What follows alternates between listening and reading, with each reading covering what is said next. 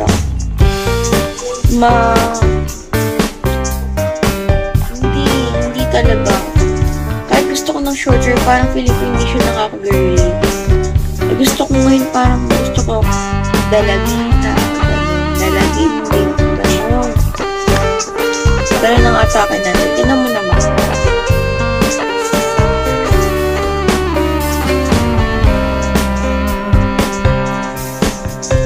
Pero minsan guys, nananaginip na ako. Na short hair na ako. Tapos, ayun, short hair na ako. Tapos nakita ko yung ex ko guys. So, feeling ko doon. Guys, parang atake ako yun. Ganun. Parang revenge. Anong revenge? Ano ko lang guys. Pag nag-short hair na ako, nakita ko na ex ko. Ito na pala yung sinain.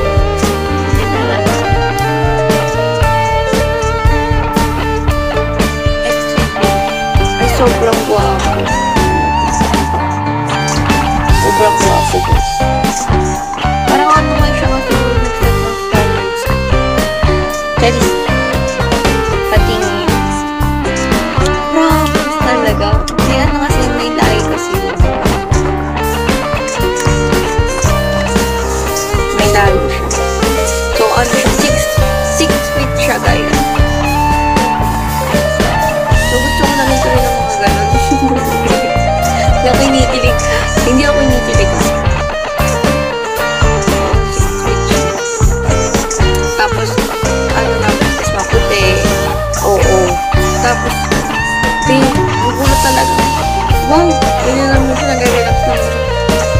Reminiscing. Ay, hindi naman siya spoken in tayo. Ano, yung nagulat ako, yung first meet na ako. Gulat ako, kuminti to rin yung balahibo na. Gulat ako, parang Alaska talaga siya. Kamukha niya yung nasa Alaska na bata. Yung ano yung hair.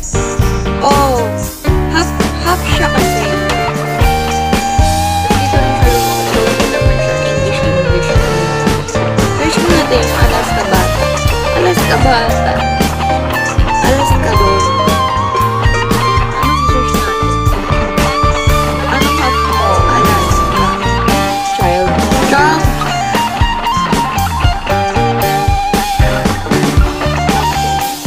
Ay, hindi. Dito pala siya dito. Uy, totoo. Chinese ka. Uy, sit ka, Gia.